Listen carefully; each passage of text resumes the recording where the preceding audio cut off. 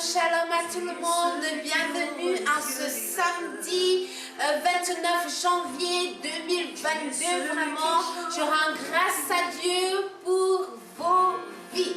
Vraiment, je rends grâce à Dieu pour vos vies. Merci pour l'écoute, merci pour le partage, merci pour le temps que vous prenez, merci infiniment pour tout. Merci beaucoup. Aujourd'hui, nous allons parler de la patience. La patience. Dans la précédente vidéo, nous avons parlé de la bonté, ce qu'était la bonté, comment vivre pleinement la bonté de Christ. Aujourd'hui, nous allons parler la patience dans la vie, la patience en général. En général, la patience. Voilà, pour ça, je vais vous conduire dans le livre des Ecclésiastes, chapitre 7, verset 8.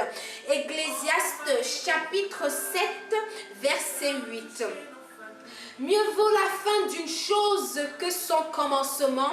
Mieux vaut un esprit patient qu'un esprit hautain. Mieux vaut la fin d'une chose que son commencement. Mieux vaut un esprit patient qu'un esprit hautain. Vraiment, Jésus-Christ s'est armé de patience. Jésus-Christ s'est armé de patience quand il est venu au début. Il s'est armé de patience du début jusqu'à la fin. Jusqu'à la fin, il s'est armé vraiment de patience.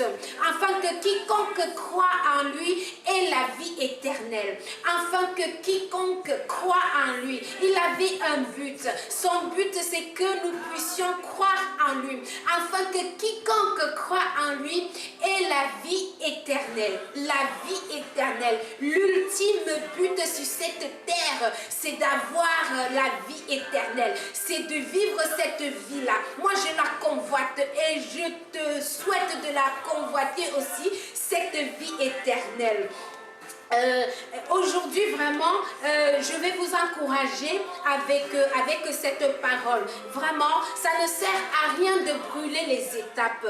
Il ne faut pas brûler les étapes dans notre vie. Ne brûle pas les étapes de ta vie. Chaque saison a une étape. Il faut juste savoir discerner la saison dans laquelle tu te trouves.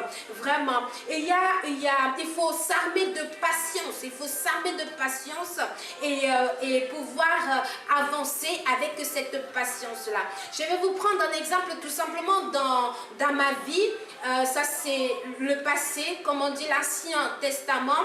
Je me suis armée de patience dans le faux. C'est-à-dire, j'étais dans le faux. Je vivais dans le faux. J'ai grandi là où il y a vraiment le faux, ce qui fait qu'en arrivant ici en Europe, ce faux-là m'a poursuivi, ce faux-là était avec moi. C'est-à-dire quoi? J'ai fait des papiers, les papiers pour la venue de ma fille aînée que j'ai laissée très jeune. J'ai laissé très jeune et pour la faire entrer en Europe, il fallait des papiers et sur son acte de naissance, ça a été falsifié, il y avait du faux. Ce faux-là nous poursuit. Ce faux-là nous poursuit jusqu'à ce que tu te rendes compte que le faux n'est pas bon. Quand tu te lèves le matin, juste pour continuer dans cet exemple-là, ce faux-là m'a poursuivi jusqu'ici. C'est-à-dire, quand je voulais la faire arriver, les papiers, l'administration française a vu qu'il y avait un faux dans son acte de naissance. Il fallait tout recommencer, il fallait tout refaire.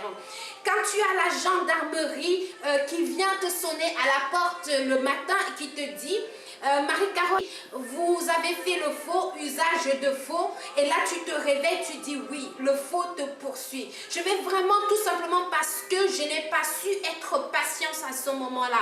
La patience n'était pas dans ma vision des choses. La patience n'était pas avec moi. J'étais vraiment dans l'impatience, vous voyez. Et juste pour encourager quelqu'un à dire que le faux n'est pas bien. Soyons patients. Et pour cela, j'ai payé un autre prix, c'est-à-dire voir les avocats, faire une autre acte de naissance, aller encore au niveau des jurys pour dire que exactement c'est ma fille pour pouvoir la faire venir. Tout simplement simplement pour dire que enlevons le faux en nous, enlevons le faux autour de nous, enlevons le faux. Et le faux vient par le manque de patience. Si tu manques de patience, tu vas brûler les étapes. Et quand tu brûles ces étapes, plus tard, ça te fait un cycle. Un cycle dans lequel tu vas devoir retourner en arrière pour tout refaire, tout au commencement pour avancer. Vraiment, mes amis, je veux vous encourager à être patient dans la vie. Je vais encore vous conduire dans le livre de 2 Thessaloniciens, chapitre 3, verset 5, nous dit ceci. Que le Seigneur dirige vos cœurs vers l'amour de Dieu et vers la patience de Christ. Que le Seigneur dirige vos cœurs vers l'amour de Dieu et vers la patience de Christ. Vraiment, gloire soit rendue au Seigneur Jésus-Christ, lui qui est venu vraiment nous éloigner. Il nous a acquis de cette patience. Et il faut juste savoir discerner la saison. Quelle est ta saison? En ce moment, tu te trouves dans quelle saison? Est-ce que tu te trouves dans la saison de la patience ou la saison d'impatience? Je vais simplement te conseiller à être patient. Ne brûle pas les étapes de ta vie. Les étapes de ta destinée sont vraiment primordiales. Tout est important dans toutes tes décisions, car c'est un cycle. Si tu prends un mauvais chemin, cela va revenir vers toi et tu auras un prix à payer. Donc vraiment, ayons ce discernement-là. Discerne quelle est ta saison. Quelle est ta saison? Oh, chaque chose a une saison. Chaque temps, nous avons une saison. Pour ça, je vais vous conduire encore, mes bien-aimés, dans le livre de Luc. Luc chapitre 12 du verset 54 au verset 58. Je lis la parole. Il dit encore aux foules. Il s'agit de Jésus-Christ. C'est le Seigneur Jésus-Christ qui parle. Il dit ceci. Il dit encore aux foules, quand vous voyez un nuage se lever à l'Occident, vous dites aussitôt, la pluie vient et cela arrive. Ainsi, et quand vous voyez souffler le vent, du midi, vous dites il fera chaud. Et cela arrive. Il nous dit ceci. Hypocrite, vous savez discerner l'aspect de la terre et du ciel. Comment ne discernez-vous pas le temps ici? Et pourquoi ne discernez-vous pas de vous-même ce qui est juste? Vous voyez, là c'était le verset 57. Pourquoi nous n'arrivons pas à discerner vraiment, à discerner nous-mêmes ce qui est juste? Nous savons discerner les temps de pluie, le vent. Aujourd'hui, il y a le vent qui souffle, ça veut dire qu'il va pleuvoir. Nous avons ça en nous. Mais pourquoi nous ne savons pas discerner vraiment ce qui est juste? Trouvons le discernement de la justice, de la vérité, de ce qui est vrai, mes bien-aimés. Car tout cela, si tu choisis le faux, si tu choisis les marabouts, si tu choisis de pratiquer le faux, de changer ton identité parce que tu veux quelque chose, tout cela c'est un processus, ça va te revenir dessus et tu auras un autre prix à payer pour revenir dans la lignée, dans la droiture. C'est vraiment important car la Bible nous le déclare, sachant que l'épreuve de votre foi produit la patience.